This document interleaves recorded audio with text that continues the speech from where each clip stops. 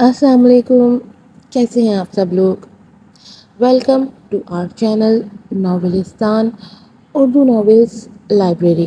امید ہے آپ سب ٹھیک ٹھاک ہوں گے، خیریت سے ہوں گے اور ہماری ناولس کو انجوائے کر رہے ہوں گے. آج آپ کے لیے لے کر آئے ہیں انا سے فنا تک کی ایپیسوڈ نمبر 6.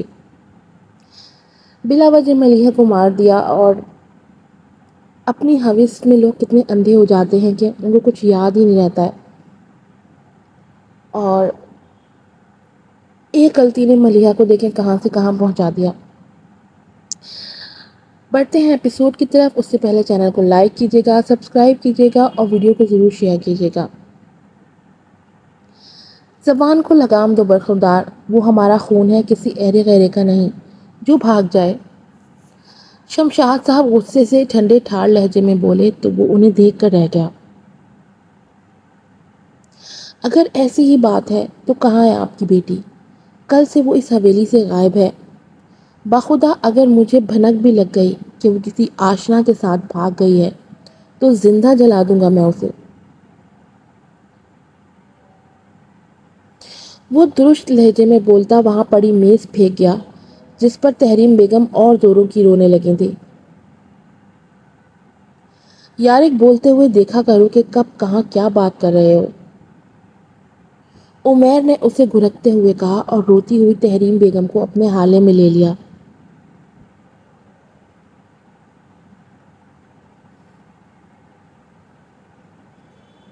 ہم یوں ہاتھ پر ہاتھ دھرے نہیں بیٹھ سکتے. جلد یا بدیر یہ خبر باہر پھیلی جائے گی. بھائی ہماری بھی کوئی عزت ہے. بلاول صاحب شمشاد کے کندھے پر ہاتھ رکھ کے بولے تو وہ ہنکارا بھر کر رہ گئے. ہم عزت کی خاطر اپنی بہن کی قربانی نہیں دے سکتے. چاچا ہم جا رہے ہیں پولیس میں رپورٹ درج کروانے.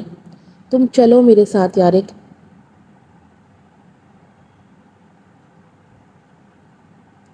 عمیر یارک کو ساتھ لیتا باقیوں کو حتمی لہجے میں اپنا فیصلہ سناتے باہر نکلا تھا. پولیس اسٹیشن میں بھی وہ کمپلین کر چکے تھے مگر ان کی مانی خیز نظروں کو میں چھپا مفہوم وہ جلد ہی پڑ گئے تھے. اپنی بہن کی وجہ سے انہیں اتنی ذلت کا سامنا کرنا پڑ رہا تھا.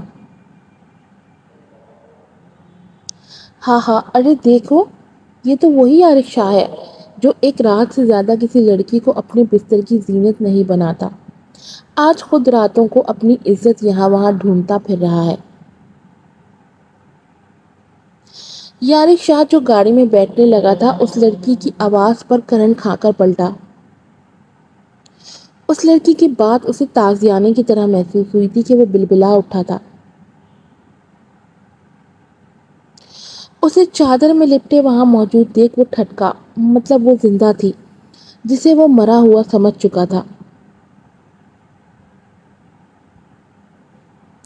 جس لڑکی کی اس نے عزت اتاری تھی آج وہی لڑکی آنکھوں میں آنکھیں ڈالے اس کی عزت پر طنز کر رہی تھی. ہے نا کمال کی بات؟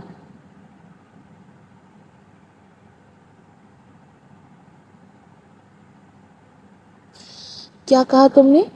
وہ چیل کی تیزی سے اس کے قریب آتا اس کا منہ جھپٹ گیا. میں نے تو سائیں آپ کی بیوی کو بددعا دی تھی مگر وہ آپ کی بہن کو لگ گئے. کہتے ہیں نا اپنا کیا انسان اسی زندگی میں بھگت لیتا ہے اور تم انہی میں سے ایک ہو سائیں. وہ سچائی اس کے منہ پر مارتی بولی.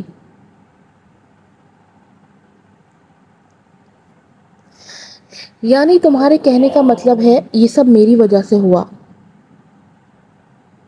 وہ ایک ایک لفظ چباتے بولا. اس کی نسیں ایسے ابری ہوئی تھی جیسے ابھی پھٹ پڑیں گی. صحیح سمجھے آپ. جس بہن کا بھائی دوسری بہنوں کی عزت کو رسوا کرتا ہوگا اس کی بہن بھی یکسر مختلف نہ ہوگی. ذرا سوچو کسی نے اسے بھی یوں بے دردی سے نوچا ہوگا جیسے تم نوچتے ہو معصوم کلیوں کو. کسی نے اس کے بھی کپڑے پھاڑے ہوں گے جیسے تم پھاڑتے ہو. تمہاری بہن نے بھی شاید عزت کی بھیک مانگی ہوگی اور وہ شیطان تمہاری طرح حیوان بن کر اس کی عزت لوٹ گیا ہوگا. وہ پے در پہ اس پر ایک کے بعد ایک کاٹدار وار کرتی بولی. چٹاخ. اس نے اپنے بھاری ہاتھ کا تھپڑ اس کے منہ پر جڑا تھا۔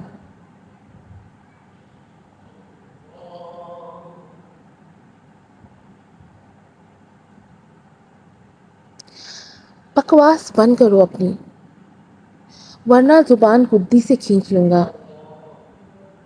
وہ اسے تھپڑ مار کر اگلے ہی لمحے اسے سمجھنے کا موقع دیے بغیر اس کے بال کھینچ کر اپنے مقابل کرتا بولا، میری بہن تیری طرح بازارو نہیں ہے۔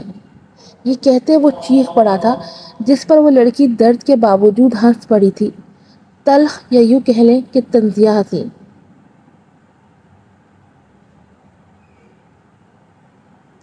سائیں آپ کی بہن بازارو نہ سہی، جب لٹی ہوگی تو اس کی عزت بھی بازارو سے زیادہ نہیں ہوگی۔ یہ ٹھوکا تھا اس نے تابوت میں آخری کیل، اور اسے دھکا دیتی وہیں اسے پتھر کا کرتی وہاں سے جا چکی تھی۔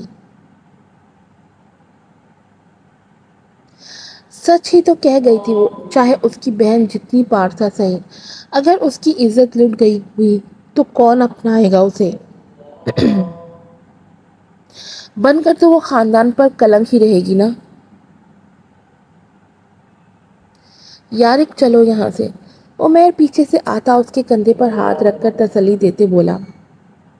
یقیناً وہ اس لڑکی کی ساری باتیں سن چکا تھا اور اس سے سہمت بھی تھا۔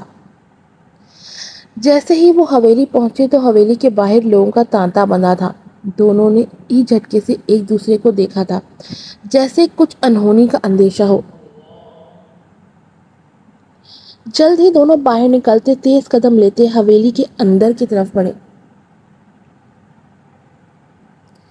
جہاں عورتوں کے بین کرنے کی آواز آ رہی تھی۔ تحریم بیگم کسی چادر میں لپٹی لاش سے لپٹ کر پھپک پھپک کر رو رہی تھی۔ مہنور اور عائزہ بھی رو رہی تھی۔ ان دونوں کے دل جیسے ساکت ہوئے تھے جب انہوں نے اس لاش کا چہرہ دیکھا تھا۔ وہ کوئی اور نہیں بلکہ ان کی لاڈلی بہن ملیحہ تھی، جس کے چہرے پر درندگی کے نشان تھے۔ یارک تو لڑکھڑا کر نیچے گرا تھا، یہ تو اس کی شہزادی بہن تھی، یہ کیا ہو گیا تھا اس کے ساتھ؟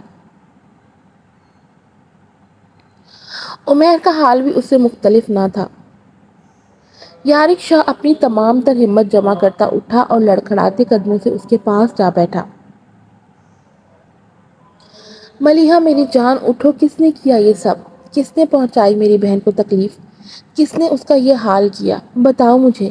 وہ آنکھوں میں آنسو سمیت ملیحہ کو گلے لگا کر دھاڑ رہا تھا۔ اس کی دھاڑ سے سبھی ڈر گئے تھے، کوئی بھی اس زخمی شیر سے بیر نہیں پالنا چاہتا تھا۔ میں جانتا ہوں صاحب، ایک شخص پیچھے سے آتا بولا تو وہ سرخ زخمی آنکھوں میں قہر لیے اس کی طرف پلٹا۔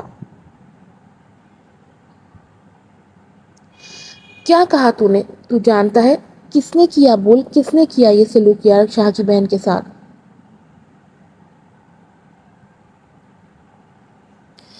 وہ ایک دم اس آدمی پر جھپٹا جسے اپنی جان کے لالے پڑ چکے تھے۔ سائیں میں نے اس لڑکے کو کھیتوں سے ملیحہ بی بی کو لے جاتے دیکھا۔ مجھے وہ بندہ مشکوک لگا تو میں نے اس کا پیچھا کیا۔ وہ اپنی گاڑی میں تھے صاحب، ہم بھی موٹر سائیکل پر اس کے پیچھے ہی تھا۔ وہ باجی کو ایک فلیٹ میں لے گیا تھا۔ میں نے اندر جانا چاہا پر چوکیدار نے جانے نہیں دیا۔ ہم نے بہت انتظار کیا مگر ملیحہ بی بی کو لے کر وہاں سے نہ نکلا تو ہم واپس آ گیا۔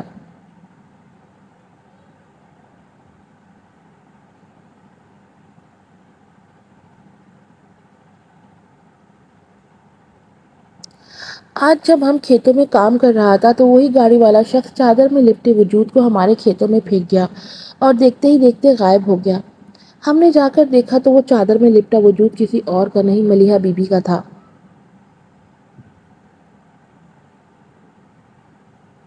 اس کا اتنا کہنا تھا کہ یارک شاہ اس پر پل پڑا تھا، پے در پہ اس پر مکوں اور لاتوں کی برسات شروع کر دی تھی۔ وہ کمینہ میری بہن کو تیری آنکھوں کے سامنے اٹھا کر لے گیا اور تو اب بتا رہا ہے سالے؟ وہ اسے دھنکتے ہوئے بولا۔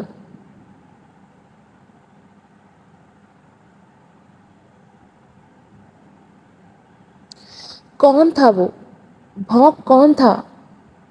وہ اس کا گریبان جھنجھوڑ کر بولا۔ تو وہ کر رہا اٹھا۔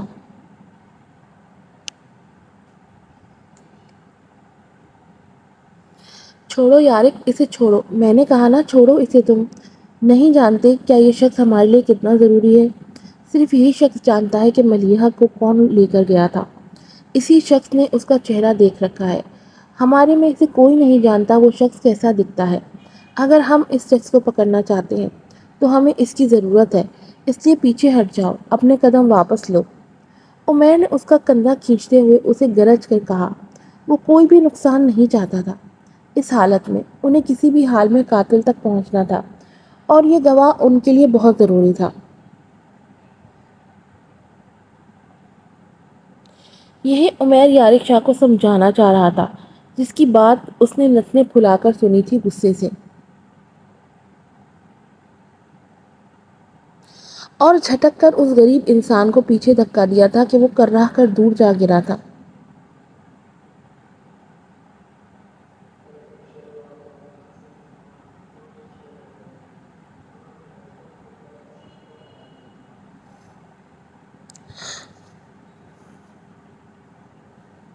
تیری قسمت اچھی ہے کہ مجھے تیری ضرورت ہے، اسی لیے تو بچ گیا، ورنہ جو تو نے کیا ہے تجھے میں کسی قابل نہ چھوڑتا۔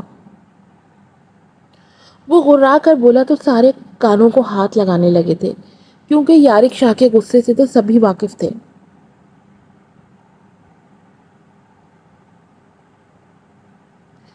اور تیار ہو جا مجھے اس شخص کے پاس لے جانے کے لیے، آج اس کا خون میرے ہاتھوں پر لکھا ہے۔ یارق شاہ اسے کالر سے دبوچتے کھڑا کرتے ہوئے بولا اور اسے گاڑی میں لے جا کر پٹخا تھا۔ سارے مرد حضرات اس کے پیچھے ہی نکلے تھے۔ اس شخص کے بتانے پر وہ سب اس فلیٹ کے سامنے موجود تھے جہاں رحمان ملیحہ کو لے کر آیا تھا۔ کافی دیر دروازہ کھٹکھٹانے پر بھی جب فلیٹ کا دروازہ نہ کھلا تو یارق شاہ غصے سے دروازے کو دھکے مارنے لگا تھا، اور عین اس کی کوششیں رنگ لائی تھیں اور دروازہ ٹوٹ کر اندر جا گرا تھا۔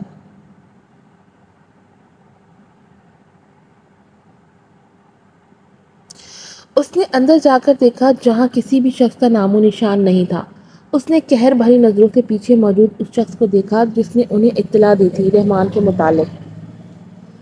صاحب ماں قسم وہ ان کو یہی لایا تھا، میں نے اپنی ان گناہگار آنکھوں سے خود دیکھا تھا۔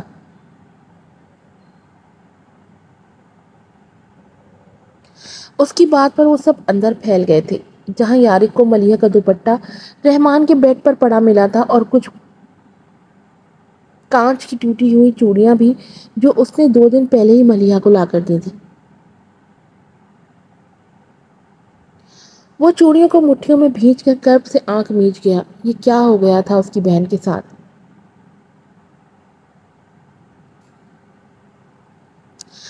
سالے کہاں تک چھپے گا؟ تجھے تو میں تیری قبر سے بھی کھود کر نکالوں گا۔ جتنا دکھ اور اذیت تو نے میری بہن کو دی ہے اس سے کئی زیادہ اذیت میں تجھے تڑپا تڑپا کر کتے کی موت ماروں گا۔ یہ یارق شاہ کا وعدہ ہے۔ وہ سرخ بہتی آنکھوں سے ملیحہ کا دوپٹہ اپنے ہاتھ پر لپیٹتے ہوئے ایک عزم سے بولا تھا۔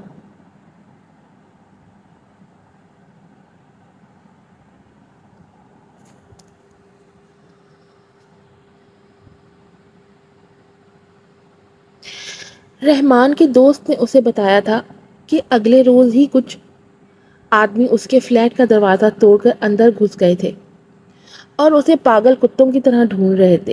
یہ سن کر رحمان بری طرح ڈر گیا تھا۔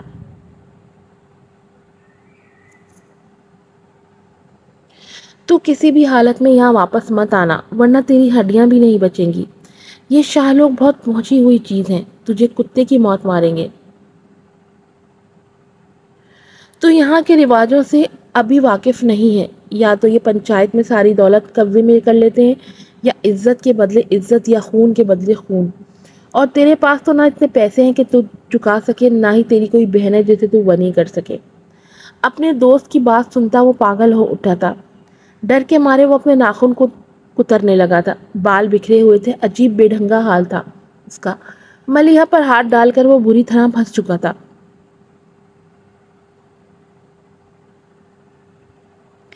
بابا تو اتنی دولت مجھے کبھی نہیں دیں گے، یہ تو ابھی ان سے بات کر کے پتہ چل گیا ہے مجھے۔ پھر کیا کروں میں، کیا کروں، کہاں جاؤں؟ کہاں چھپوں؟ اب تو میں یہاں سے بھاگ بھی نہیں سکتا، اتنے پیسے نہیں ہیں میرے پاس۔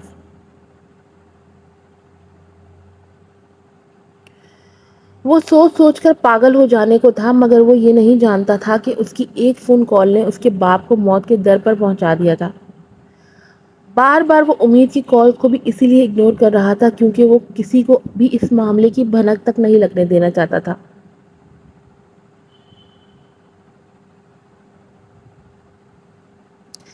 اب بھی اپنے فون پر امید کالنگ دیکھ کر وہ فون اٹھا کر دیوار میں مارنے لگا جب اس کے دماغ میں ایک جھماکا ہوا تھا، عزت کے بدلے عزت،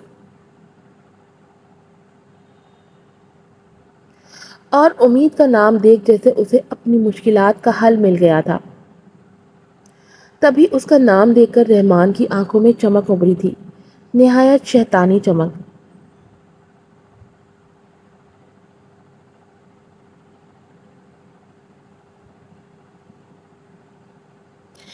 بیبی تم نے بتایا نہیں مجھے، کب اپناؤ گے مجھے؟ ذنون اسامہ کی گرل فرینڈ فریش ہو کر آتی اس سے لپٹ کر بولی تو وہ شاطرانہ ہنسی ہنس دیا۔ بیبی میرا مزہ اور شوق صرف یہیں تک تھا، اس کے بعد مجھے تمہاری ضرورت نہیں پڑے گی۔ وہ اسے دور جھٹکتے اس کے اوپر پیسے پھینکتا بولا تو وہ حیرت سے پھٹی آنکھوں سے اسے دیکھنے لگی۔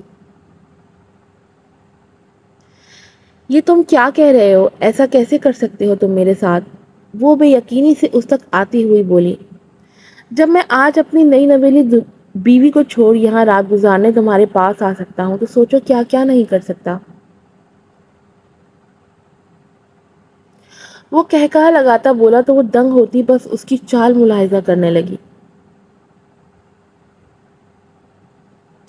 میں آج اس کے ساتھ وقت نہیں گزارنا چاہتا تھا سو تمہارے پاس آ گیا۔ جب میری بیوی کو میرے معاملات میں بولنے کی اجازت نہیں، تم تو پھر باہر والی ہو۔ ہوپ سو آئندہ ہم نہیں ملیں گے۔ وہ آنکھ ونک کرتے وہاں سے جاتا ہوا بولا۔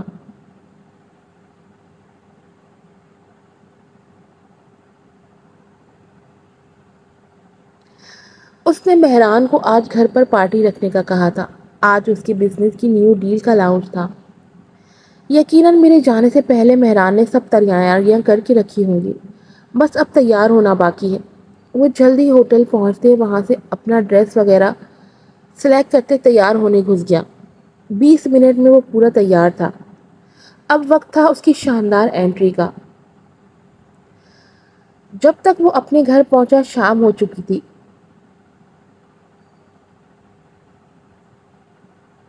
اس کا لگژریس ہاؤس اس وقت شان سے روشنیوں سے جگمگا رہا تھا۔ جیسے ہی وہ اندر پہنچا تو سب آہستہ آہستہ اس کے گرد جمع ہونے لگے تھے، کیونکہ وہ پارٹی کی شان جو تھا، اتنی بڑی ڈیل کریک کی تھی اس نے۔ مہران بھی فوراً اس کے پاس آیا تھا۔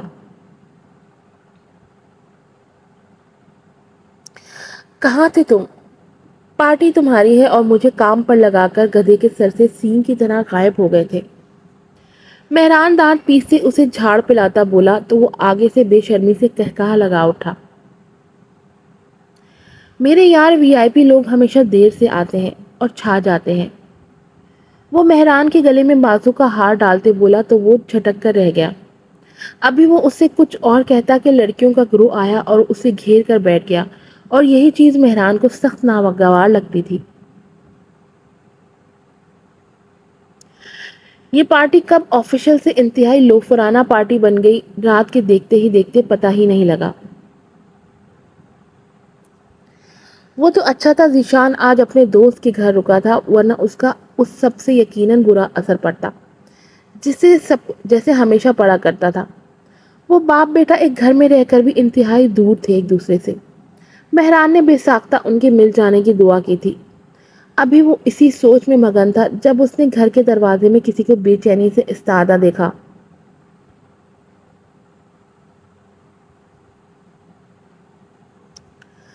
سمندری آنکھیں، ثقافتی ڈریس میں وہ لڑکی اندر داخل ہوتے ہوئے بھی عجیب کشمکش کا شکار تھی۔ یہ لڑکی وہاں موجود تمام لڑکیوں سے سر تا لے کر پاؤں تک مختلف تھی۔ ہاں، اسے دیکھ کر ایک لفظ جو مہران کے ذہن میں چھماکے سے آیا تھا وہ تھا باحیا۔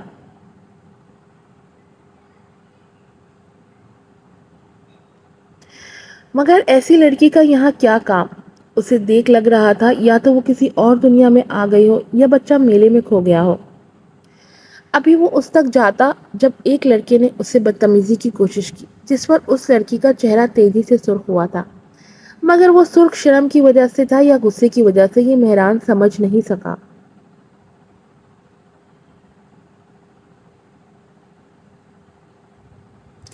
مہران یہ سب دیکھتا فوراً سے پہلے اس کے پاس پہنچا تھا، مگر تب تک وہ نازک اندام حسینہ اس لڑکے کا چہرہ تھپڑ سے لال کر چکی تھی۔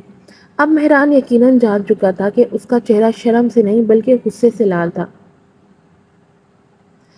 سوری فار ڈسٹربنس میم، مہران فوراً بیچ میں آتے بولا۔ وہ شخص غصے سے کچھ کہہ رہا تھا مگر مہران نے غصے سے اسے کچھ کہہ کر چپ کروا دیا۔ یہ کیسے جاہل لوگ موجود ہیں یہاں، وہ غصے سے ہاتھ کی مٹھیاں بھینچتی بولی تو مہران نے اسے منہ کھولے دیکھنے لگا۔ وہ اس کی ایک بھی بات سمجھ نہیں پایا تھا کیونکہ وہ پشتو میں اتنی روانگی سے بولی کہ اس کے کک پر لینا پڑا۔ بس یہ سمجھ میں آیا کہ وہ غصے میں اس لڑکے کو کچھ کہہ رہی ہے۔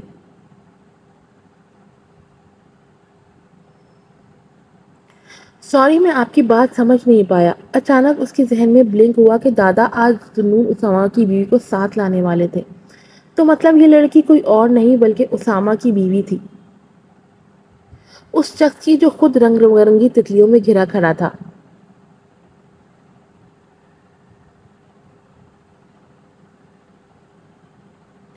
اگر میں غلط نہیں تو آپ بھابھی ہیں اسامہ کی بیوی، رائٹ؟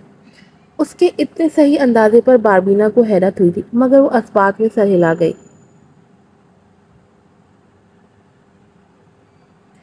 اسے یہاں صرف ایک یہی شخص مہذب لگ رہا تھا، یقیناً یہ ذنون اسامہ کا دوست تھا جس کا دادا نے ذکر کیا تھا۔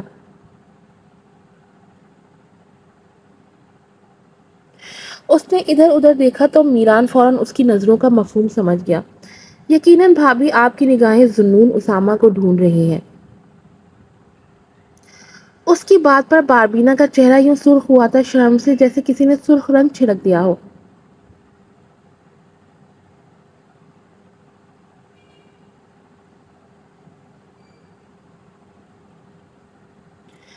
سوری بھابھی، میں تو مذاق کر رہا تھا۔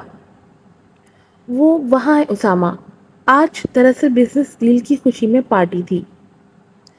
اس نے ذنون کی طرف اشارہ کیا۔ ابھی اس کی بات ادھوری تھی جب اس کی نظر ذنون اسامہ پر پڑی جو قریب کھڑی لڑکی کو کس کر رہا تھا۔ وہ بھابھی، وہ اسے کوئی بہانہ نہ بنایا گیا، منظر تھا ہی اتنا صاف کہ کسی جواز کی گنجائش نہ بچی تھی۔ اس نے باربینا کو دیکھا جس کی آنکھوں میں غصے کی بجائے دکھ، شرم اور اذیت تھی۔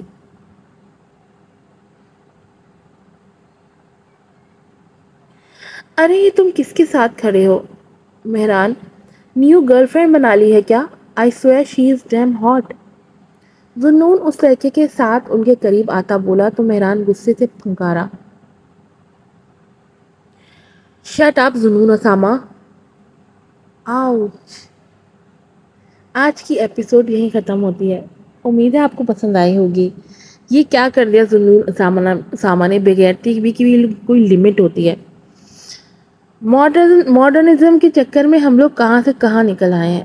سب سے پہلے بات کروں گی ملیا کی غلطی کی۔ یہ غلطی ہماری لڑکیاں بھی بہت، ہماری عمر کی لڑکیاں بہت کرتی ہیں۔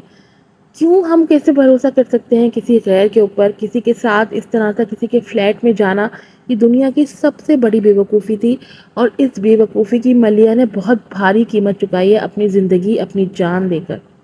خدارا اس طرح سے نہ بھروسہ کریں۔ اس دنیا میں سگا صرف آپ کی ماں ہے اور آپ کا باپ ہے، اس کے بعد آپ کا کوئی سگا نہیں ہے۔ ماں باپ کے علاوہ سگے بھائی